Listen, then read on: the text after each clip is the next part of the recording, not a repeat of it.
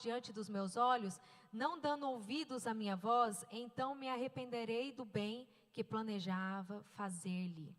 Agora fala aos homens de Judá e aos moradores de Jerusalém, assim diz o Senhor. Amém? Só até aqui. Feche os seus olhos. Senhor, meu Deus, meu Pai, nos colocamos diante da Tua presença nessa manhã, Deus. Sabemos que o Senhor é o oleiro e nós somos o vaso, Pai. Nós somos vaso em Tuas mãos, Senhor. Fala conosco, Pai. Faz da forma que o Senhor quiser em nossa vida, Senhor, como oleiro, Pai, que cuida do vaso, Senhor, para ficar da melhor forma, Senhor. Senhor, eu te peço, vem nesta manhã abrir os nossos olhos, vem abrir os nossos ouvidos para que possamos ouvir a Tua voz, ó Pai. Vem abrir o nosso coração, Pai, que possamos, Senhor, penetrar a Tua palavra em nós, ó Deus, para que possamos praticá-la, Pai. Eu te peço, Senhor, vem com a Tua presença, Senhor, restaurando as nossas vidas, curando, libertando, salvando, Pai, para a Tua honra, para a Tua glória, Senhor. É que eu te peço, no nome de Jesus, amém, amém. Amém? Podeis se assentar. Como nós sabemos, na história, né, do livro de Jeremias, Jeremias foi um profeta, levantado para aquela nação naquele tempo, né, para que o Senhor pudesse falar com aquele povo. Porque aquele povo vivia num tempo de promiscuidade. E ele era um filho de um sacerdote chamado Ilquias. Então ele nasceu na cidade de Anatote, território de Benjamim. Jeremias também era um sacerdote, além de ser um profeta. E ele foi usado como profeta para profetizar em Judá. Profetizar o quê? Arrependimento, para que aquele povo se arrependesse dos seus maus caminhos. Aquele povo vivia, sabe, idolatrando outros deuses, vivia fazendo coisas que não agradavam ao Senhor, pecava a todo momento, até faziam oferenda de crianças. Olha a gravidade do pecado daquele povo. Mas mesmo assim, Deus amava aquele povo. E ele levantou Jeremias e disse assim: Jeremias, você vai lá e vai profetizar e vai falar com aquele povo. Vai falar para eles se arrependerem. Porque eu sou o oleiro, eu sou o vaso e eu posso transformar a vida deles. Se eles se arrependerem. E o mal não virá sobre aquela terra. O mal não virá sobre aquela nação se eles se arrependerem do mal que eles estão fazendo. Então Jeremias estava ali alertando aquele povo. Antes, né, de... a Babilônia, né, invadir aquela nação. Então, eles não acreditavam que ia acontecer isso. Mas Deus estava permitindo Babilônia invadir, os babilônicos invadir aquela nação para quê? Para que o povo voltasse ao Senhor. E eles não se arrependiam. Eles não ouviam Jeremias falar. Eles não aceitavam o que Jeremias estava falando. E olha, o ministério de Jeremias foi um ministério bem difícil. Porque a todo momento, claro, ele teve também profecias de esperança, né, de paz, né, de restauração que ele enviou também para o povo. Mas ele foi a todo momento, a maior parte da sua vida, levantado por Deus para poder confrontar aquele povo. E ele sofreu. Ele sofreu pelo ministério dele. Mas ele sofreu por amor a Deus e por obediência ao Senhor. Por temor ao Senhor. E abrindo parênteses aqui agora. Nós sofremos, nós que temos nosso ministério, nós vamos sofrer por amor ao Senhor. Nós vamos sofrer por obediência ao Senhor. Mas nós temos que falar.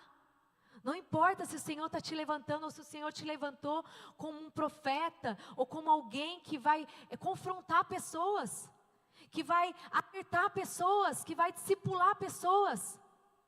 E muitas das vezes essas pessoas ou outras pessoas não vão gostar do que você vai falar. E você vai ser apedrejado. E você vai sofrer por amor à obra do Senhor. Mas o Senhor está se alegrando de ti. Saiba disso, que o Senhor se alegra de ti. Então se posicione. E o Senhor, quando Jeremias falou: Senhor, mas eu não sei falar. Deus falou assim para Jeremias: somente não temas. Eu vou colocar as palavras na sua boca. Não temas, não temas. E da mesma forma que aquela época vivia aquele povo, né? Na promiscuidade, no pecado, no profundo pecado, mergulhados no pecado. E eles conheciam a Deus, e eles conheciam a palavra de Deus. Nós também vivemos num tempo como esse. Eu estava falando ontem com uma pessoa, eu estava dizendo assim, olha, nós estamos vivendo um tempo que está pior que Sodoma e Gomorra. A promiscuidade está acelerada demais. Eu não sei como que Deus ainda não destruiu essa terra. Por amor a nós. Por amor a almas. Ele ainda tem esperança. Ele ainda, sabe, acredita que vão se render a Ele. Como ele estava ainda com esperança, pedindo para Jeremias falar com aquele povo. Olha, pede para esse povo se arrepender. Que eu sou um Deus, eu sou o oleiro. E eu posso transformar a vida deles. Eles são um vaso em minhas mãos. Mas na visão e na lógica humana nossa, dando um exemplo aqui do vaso. Quando nós vemos um vaso, né, que se quebra, colocando aqui, né, o oleiro, o vaso. Quando nós vemos um vaso se quebrando, o que nós fazemos? Nós já temos a reação em jogar o quê? Aquele vaso fora quebrado, né? Como que é nada quebrado, nada fora do lugar? Tem aquele tema, né, que a gente fala aqui às vezes. Então a gente quer o quê? Tudo que está quebrado em casa jogar fora. Isso é normal, é natural. Mas Deus estava dando aquela visão, aquele exemplo para Jeremias de como está sendo aquele trabalhado, aquele vaso, né, com o oleiro, mostrando para ele, Jeremias, por mais que o vaso não fica da forma correta, por mais que o vaso se quebra, eu sou aquele, eu não ajo dessa forma, eu não lanço fora, eu não jogo fora. O que eu faço? Eu faço de forma diferente, eu transformo o vaso, eu faço o vaso de novo. Mas eu não jogo o vaso fora. E eu estava observando o preparado do vaso, né? Do oleiro, né? Com a argila. Eu estava vendo e pesquisando. E é dessa forma, que nem o oleiro, ele pega a argila, bota, tira, né? Remove algumas pedras, algumas bolhas de ar e impureza. Ele amassa, ele hidrata para que fique macia e uniforme. Ela é colocada no centro do torno, na mesa giratória. Antes de moldar, o oleiro pressiona com firmeza para que a argila fique exatamente no centro. Porque se não ficar no centro, o vaso fica torto. Então ela tem que ficar no centro. Nós temos que ficar no centro. No centro que é da vontade de Deus. Com as mãos molhadas, o oleiro começa a puxar e dar forma. Depois de moldado, o vaso precisa secar um pouco até ficar firme, mas ainda não totalmente seco. O oleiro pode aparar excessos, ele precisa ainda tirar alguns excessos, fazer alguns detalhes. O vaso é colocado em um forno especial e temperaturas altíssimas. Você será provado. Eu serei provada. Essa é a prova do vaso, para saber se o vaso está ficando bom. E isso endurece e dá resistência. As provações, as lutas da sua vida vai trazer resistência para você. Você vai passar pelo fogo, pela prova. Para quê? Para te dar resistência. Isso endurece e dá resistência. Pode receber um revestimento para a cor e impermeabilização. E voltar ao forno de novo para fixar. Ó quantas vezes que esse vaso tem que voltar para o forno. Que o oleiro tem que ir lá colocar no forno. Da mesma forma nós. Nós temos que ir para o forno às vezes. Para a gente ser o que? Aperfeiçoado a cada dia mais. E o que o Senhor falou comigo nessa questão do vaso, do oleiro? Trazendo para nós. E eu quero que você me ajude a pregar nesta manhã. Em cada ponto. Eu quero que você vire para o seu irmão e diz assim. O primeiro tema. Vaso. Você tem valor para Deus. Somos o vaso e Ele o oleiro. Ele é o oleiro nas nossas vidas, nós somos os vasos. Às vezes nós passamos por pressões e dores. Porque o oleiro está fazendo o que conosco? Está nos formando. Não vai ser fácil. Mas o oleiro está com você ali. Ele não está te deixando. Em 1 Coríntios 6:20, vai dizer assim: pois foste comprados por preço, por isso glorificai a Deus no nosso corpo. Você tem valor, você foi comprado por um preço alto. Você foi comprado, aleluia. Ele está levantando a mão ali. Em Lamentações 4:2, vai dizer assim, Lamentações 4:2. Os preciosos moradores de Sião, que antes eram comparáveis a ouro puro, agora são considerados vasos de barro, obra das mãos do oleiro. Você é a obra das mãos do oleiro. Mas você foi comprado por um preço caro. Sabe qual foi o preço? Foi um preço na cruz. Que por amor, Jesus e Deus pagou um alto preço.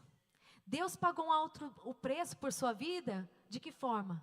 Por amor a você, Ele permitiu, Ele mandou, Ele falou para Jesus descer nessa terra e se entregar por você.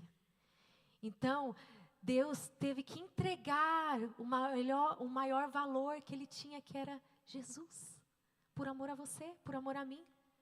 E Jesus se entregou, também pagou um alto preço. Ele se entregou naquela cruz. Ele veio nesta terra. Ele se despiu de toda a sua glória para vir por amor a você, porque você é precioso e você tem valor. Eu tenho valor. Então saiba, entenda, vaso. Você tem valor para Deus. Deus não desistiu de você. Você não foi esquecido. Porque você tem um valor para Ele. E Ele vai fazer de tudo para não te perder. De tudo. Assim como Ele não queria perder aquele povo. E Ele fez de tudo usando Jeremias para profetizar, mas o povo não dava ouvido. Nós temos que dar ouvido à voz do Senhor. Nós temos que dar ouvido à palavra do Senhor. Não temos que dar ouvido às coisas, às modas desse mundo. Porque agora tudo tem nada a ver. As modas desse mundo lá fora, tudo eu posso. Nada é pecado. Não, porque eu fui salvo pela graça e já me basta. Não, porque mesmo se eu pecar uma vez salvo, sempre salvo. Não é assim. Não é assim. Você pode ir para um caminho de destruição se continuar desta maneira, como aquele povo estava indo para um caminho de destruição, e acabou que os babilônicos invadiram aquela nação, aquela terra, e destruiu tudo. E eles ficaram sem nada e foram cativos para a Babilônia. Segundo, vira por mão que está ao teu lado e fala assim: vaso, você não é descartado. É para vocês decorar bem isso. Amém? João 6, 37 e 39. Vai dizer assim: todo aquele que o Pai me dá, virá a mim. Isso Jesus dizendo. E de modo algum rejeitarei quem vem a mim. Você não é descartado. Pois desci do céu, não para fazer a minha vontade, mas daquele que me enviou. E a vontade daquele que me enviou é esta: que eu não perca nenhum de todos o que ele me deu, mas que eu o ressuscite no último dia. Amém? Romanos 8, 38 e 39. Pois tenho certeza que nem a morte, nem a vida, nem anjos, nem autoridades celestiais, nem coisas do presente, nem do futuro, nem poderes, nem altura, nem profundidade, nem qualquer outra criatura poderá nos separar do amor de Deus que está em Cristo Jesus, nosso Senhor. Em 2 Timóteo 2:20, vai dizer assim: numa casa que é grande, não há somente vasos de ouro e de prata, mas também de madeira e de barro, uns na verdade para uso honroso, outros porém para uso desonroso. Se alguém se purificar dessas coisas, será vaso de honra, santificado e útil ao Senhor, preparado para toda boa obra. O que significa vaso de honra e vaso de desonra? Aqui o exemplo, vaso de honra, representa pessoas que se separam para viver em santidade. Indicam caráter transformado, vida de pureza, obediência e serviço.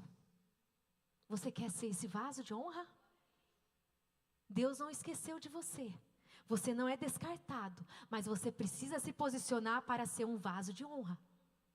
Porque qual é o tipo do vaso de desonra? Pessoas que não se purificam, não se rendem a Deus, embora façam parte da casa de Deus, não estão aptas, simbolizam vidas que preferem permanecer na impureza, rebeldia ou egoísmo. Esses são vasos de desonra. E aqui a palavra do Senhor diz que o Senhor, Ele não quer perder nenhum vaso. Ele não quer perder nenhuma pessoa, mas nós precisamos se posicionar como vaso de honra e se purificar, como diz aqui na palavra do Senhor.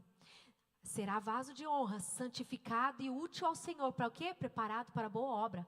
Vaso que é vaso de honra, ele está preparado, que ele se santifica, ele está preparado para toda boa obra. Ele está preparado para ser usado por Deus. Vaso de desonra não tem como ser usado por Deus, porque ele não está preparado. Se ele não está preparado, ele vai se quebrar, ele vai se rachar ainda mais.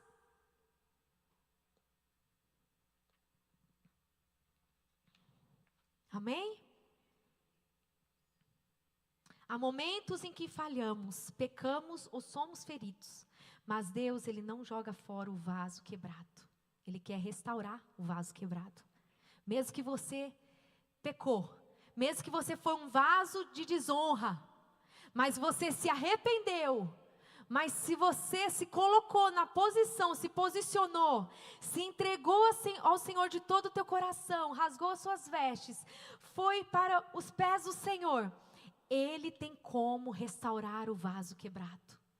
Ele é o oleiro, Ele sabe como trabalhar no vaso, Ele sabe como restaurar um vaso. Somente você se posicionar. Ou então você acha que você é aquele vaso, os vasos de honra aqui. Agora falando, eu sei que todos aqui são vasos de honra. Agora os vasos de honra, aqui dando um exemplo da palavra, que acha que você foi formado para ficar em uma prateleira, você está enganado. Deus te formou para te usar. Deus te formou porque Ele quer te usar. Ele não quer te deixar na prateleira, não. Mas Ele quer que você se posicione para ser usado. Como um vaso que Ele quer usar. Amém? Terceiro, vire para quem está do teu lado. Vocês vão me ajudar hoje aqui. Vaso, você é restaurado. Podemos ser refeito. Amém? 1 João 1,9 vai dizer assim: se confessarmos os nossos pecados, Ele é fiel e justo para nos perdoar os pecados e nos purificar de toda injustiça. De toda injustiça. 1 Pedro 5,10. O Deus de toda graça, que em Cristo Jesus vos chamou à sua eterna glória, depois de haverdes padecido um pouco, Ele mesmo vos aperfeiçoará, confirmará, fortificará e fortalecerá. Em outra versão diz, por pouco tempo os restaurará, os confirmará, os fortalecerá e os porá sobre firmes alicerces. Essa foi a versão que eu coloquei aqui. Ele é um Deus que restaura. O oleiro, Ele tem o poder de te restaurar e te colocar em firme alicerce. Na rocha, que é nele, que é em Jesus. Jeremias 31:25 vai dizer assim: Restaurarei o exausto e saciarei o enfraquecido. Essa foi a promessa depois que Jeremias falou para aquele povo, pós o cativeiro, que Deus iria restaurar aquele povo, que Deus iria restaurar o exausto e saciará o enfraquecido. Ele ia saciar o enfraquecido. E Ele tem o poder de fazer isso com a tua vida, com a minha vida. Em Gálatas 6:1 vai dizer assim: irmãos, se alguém é surpreendido em alguma transgressão, vocês que são espirituais devem restaurá-los com espírito de mansidão. Isso já fala do trabalho nosso como vaso, em ajudar os outros também a ser restaurado. Não é só você que precisa ser restaurado, é quem está do teu lado também, é teu irmão também. Ele falha, ele peca assim como você, como eu, né? Às vezes está fraco, e você como um vaso restaurado, você precisa ajudar o teu irmão a ser restaurado. Como que? Com o espírito de mansidão, não de arranhão, né? Não de arranhão, mas com o espírito de mansidão, com amor, sabe? É ensinar, é corrigir com amor. Mas é corrigir também. É dar conselhos bons também. Porque às vezes nós ficamos assim, não, porque agora nós somos um corpo, né, de Cristo, somos unidos, somos membros um dos outros. E aqui nós começamos a ter afinidades um com os outros, amizade um com os outros. Mas aqui a igreja universal, a igreja como um todo, sim, você vai ter amizade aqui na igreja. Mas aqui, a igreja do Senhor, o corpo do Senhor, sabe, foi preparado para que uns aos outros, ajude a uns aos outros ser restaurados, ser transformados através da palavra. Não é somente ser amiguinho, porque quando nós somos amiguinhos, às vezes, né, tem pessoas, eu sou assim, se eu tenho uma amizade, eu sou muito, até demais, né, eu já vou, a pessoa me pergunta ou me pede um conselho, eu já falo o que eu acho. Mas nós brasileiros, vamos, num geral, eu falando agora num geral, nós brasileiros, né, que comparando com os canadenses aqui, nós sempre queremos dar volta, sabe? Volta, agora eu falei volta. Nós sempre queremos dar uma voltinha até chegar no ponto certo. Ou então nós temos medo, né? Eu vou perder a amizade, eu não posso falar. Não, mas se eu falar, nunca mais ela olha na minha cara. Eu perco a amizade, pastora. E eu quero ter amigo aqui, eu tenho pouco amigo. Você não precisa perder a amizade. Dá conselhos, ajude, fala, ajude a restaurar essa pessoa, mas com palavra, com mansidão, mas com palavra, com autoridade, com a palavra de Deus. É a palavra que vai falar, não é você. E sem ter medo, usa a autoridade de vaso que Deus te deu. Para ajudar também, porque Deus colocou essa pessoa como seu amigo ou sua amiga, não é por acaso. É para você ajudar ele e ela a se levantar, a ser restaurado. Não para você passar a mão em tudo que faz. A palavra do Senhor é algo sério, meus irmãos. Olha o que aquele povo estava vivendo. E eles não escutavam Jeremias. Jeremias foi levantado por Deus como profeta, mas como amigo, para alertar eles. E Jeremias sofreu vendo aquele povo sofrendo, por não ouvir. Se levante como um vaso de honra. Fale para quem está do teu lado, olha, vaso, restaura, se levante. Deus, Ele quer te usar. Mas para isso você precisa o quê? Buscar a Deus, se santificar. Sabe? Ser um vaso de honra. Amém? Quando Ele nos restaura, Ele pode nos usar ainda mais para a sua glória. Aquele vaso ficou perfeito depois.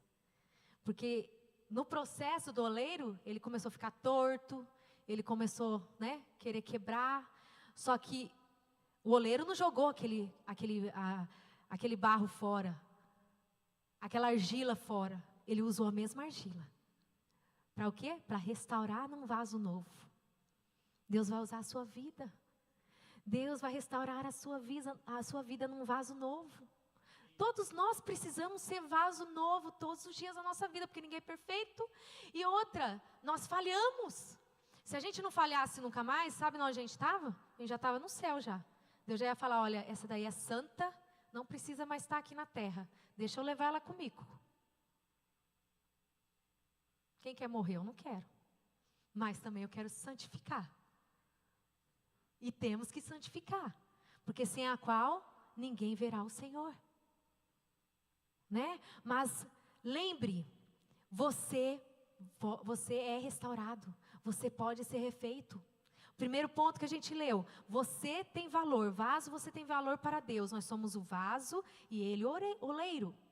Segundo, vaso, você não é descartado. Mesmo nós falhando, mesmo nós pecamos, Deus ainda quer nos, sabe? Ele ainda nos busca. Ele ainda vai de encontro conosco. Ele ainda nos ama e sempre vai nos amar. Porque Ele não quer nos perder. Jesus não quer nos perder. E não quer perder nenhum deles que estão lá fora. E você pode ser um vaso para poder resgatar lá outros vasos lá fora. Para a glória do Senhor. Terceiro vaso, você é restaurado. Podemos ser refeito. Quarto, vira para quem está do teu lado. Vaso, permita que Deus seja o oleiro na sua vida. Para Deus poder trabalhar na nossa vida, né? Para poder o vaso ali ser trabalhado pelo oleiro, o que ele teve que ficar? Ali, né? Quietinho, né? Não tinha como, não tinha perna, né, gente? Mas, um exemplo. Ele teve que ficar ali no centro. Parado. E deixando o quê? O oleiro trabalhar nele. Nós temos que ficar no centro da vontade de Deus. E deixar o oleiro trabalhar em nós. Deixa Deus trabalhar na sua vida. Em Isaías 64, 8... vai dizer assim: contudo, Senhor, Tu és o nosso Pai, nós somos o barro, Tu és o oleiro, todos nós somos obra das Suas mãos. Jeremias 33, 3 vai dizer assim: clama a mim, e eu responderei, e direi coisas grandiosas e insondáveis que você não conhece. De que forma nós permitimos que Deus seja oleiro na nossa vida, clamando a Ele, buscando a Ele, abrindo o nosso coração para Ele, abrindo a nossa mente para Ele, ouvindo a palavra do Senhor, orando ao Senhor. 2 Samuel 22, 31. 2 Samuel 22, 31 vai dizer assim: o caminho de Deus é perfeito, e a palavra do Senhor refinada, e é o escudo de todos os que nele confiam. Em outras versões, todos que nele se refugiam, vão até ele, né? Buscam ele. Este é o Deus cujo caminho é perfeito. O caminho nele é perfeito. E o Senhor está dizendo para você nesta manhã: deixe eu ser o oleiro na sua vida. Agora, para concluir,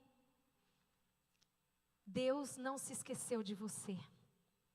Jeremias 17, 14, vai dizer assim: cura-me, Senhor, e serei curado. Salva-me e serei salvo. Pois Tu és aquele a quem louvo.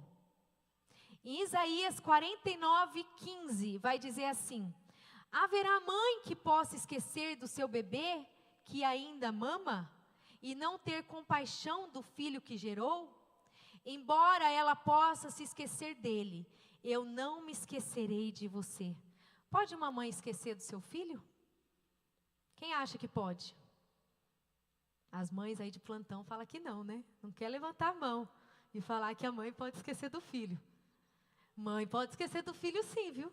Eu tive essa experiência. Né? Eu tive essa experiência, gente do céu. E aí Deus me deu, quando eu tive essa experiência, Deus na hora fez eu lembrar dessa passagem, sabe? Que pode sim a mãe, ainda que a mãe se esquece do filho, Deus não esquece. Porventura pode uma mulher esquecer-se tanto de seu filho que cria, que não se compadeça dele, do filho do seu ventre? Mas ainda que essa esquecesse dele, contudo, eu não me esquecerei de ti. Rapidinho eu vou contar essa minha experiência. Eu morava já em Oakville, foi em 2016, mais ou menos, 2017. O Samuel, acho que tinha uns 2 anos, não, tinha meses, né? Eu lembro que, raramente assim eu lembro a idade dele, mas eu deixava ele, para ele poder desenvolver, crescer, eu deixava ele e a Sofia durante 2 vezes na semana, num daycare, perto de casa, para mim poder trabalhar, fazer minhas coisas e eles também desenvolver, para não ficar somente comigo, né? E aí, o que acontece? A gente tinha o culto de terça, era de terças-feiras. E o que eu fazia? Eu buscava eles no último horário, já direto, pegava a estrada do daycare, que era perto da pista, né, da highway, e já pegava a estrada e vinha para a igreja, direto. E eu peguei, naquele dia só estava o Samuel no daycare, não estava a Sofia, estava o Samuel no daycare, e a Sara estava comigo, e a Sofia estava comigo. E eu pensei comigo, eu vou buscar o Samuel no daycare, e vou direto para a igreja. Eu não sei o que aconteceu, irmãos. Eu fui, me arrumei as crianças, tudo, coloquei tudo no carro. E fui indo em direção ao daycare. Mas como o daycare é perto acho que foi isso que aconteceu. Como o daycare é perto da pista, desde eu ir reto para o daycare, eu já entrei na pista. E fui indo embora. Vim para Toronto. Quando chegou em Mississauga, e eu sabia que eu estava esquecendo de alguma coisa, mas não sabia o que era. Aí quando... Gente, foi de Deus isso, vou te falar. Quando eu estava na pista, dirigindo assim, ó, bem assim, dirigindo, veio um caminhão na minha frente, assim, e a placa do caminhão, olha só, uma placona assim enorme, não a placa de carro, a placa enorme atrás do caminhão estava escrito assim, Samuel. Você acredita? Nunca vi um caminhão escrito Samuel. Parece que foi Deus que estava me falando assim, filha, você esqueceu do Samuel. Gente, na hora eu pus a mão na cabeça e falei para as meninas, esqueci do Samuel no daycare. Aí eu peguei a primeira saída de Mississauga ali, retornei, e o daycare não tinha fechado ainda, né? Retornei e fui buscar o Samuel. Eu falei assim, aí Deus me fez lembrar, pode ainda uma mãe esquecer do seu filho, mas eu nunca me esquecerei. Eu nunca me esquecerei. E eu falei, Deus, obrigado por lembrar do meu filho, porque eu esqueci. E o Senhor me fez lembrar dele.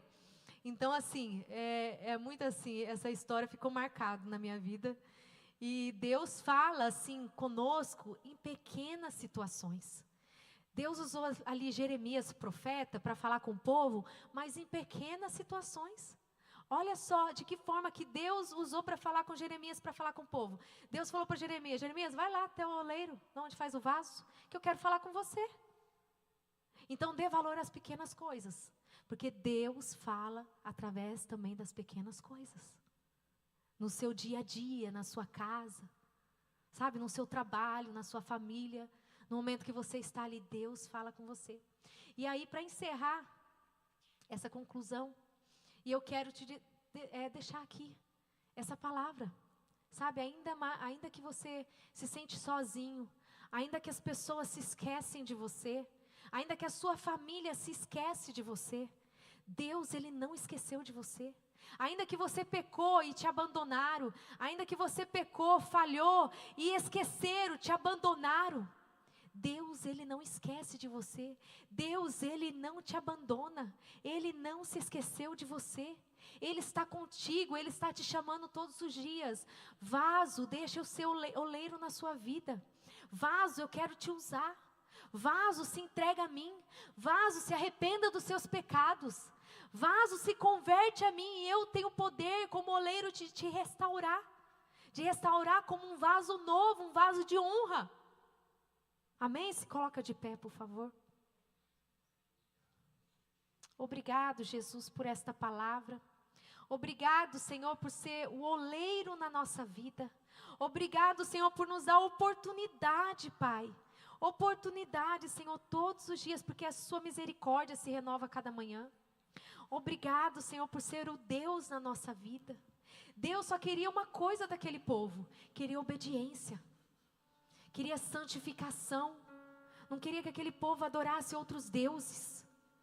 Não queria que aquele povo entregasse o seu coração a outros deuses, aos pecados da carnalidade, da carne, mas que se santificasse a Ele, que reconhecesse Ele como o único Deus da vida deles, que fosse grato ao Deus que libertou eles do Egito, de tantas coisas, tantos milagres que Deus fez na vida daquele povo, tantos livramentos que Deus deu na vida daquele povo. Deus só queria deles uma coisa: obediência. Se arrependem, obedeçam-me, se santifica a mim, e eu abençoarei vocês. Como que eu posso abençoar vocês se vocês não se santificam a mim? Como que eu posso abençoar vocês se vocês continuam nos mesmos pecados? Como que eu posso abençoar a vida de vocês e usar vocês como um vaso, se vocês continuam como vasos quebrados? Como vasos tortos, fora do centro da minha vontade, fora do centro da vontade de Deus. Deus queria e pede para nós essa manhã somente o que? Obediência. Obediência, arrependimento, entrega. E Ele te diz nesta manhã: olha, se você pecou, vaso, eu posso te restaurar. Se arrependa, se entrega a mim. Vaso, você tem valor para mim. Vaso, você não é descartado. Vaso, você é restaurado. Vaso, permita que eu seja o oleiro na sua vida. É isso que o Senhor fala nesta manhã. E se você sentiu que essa palavra veio de encontro como uma flecha no seu coração, e que você quer ser um vaso de honra, você quer ser um vaso restaurado, você pode vir aqui na frente e eu posso orar por você. A presença de Deus está neste lugar. A presença de Deus está neste lugar, querendo te restaurar, querendo te curar, querendo te libertar, querendo te transformar num vaso novo, querendo refazer esse vaso que está todo quebrado, está todo rachado.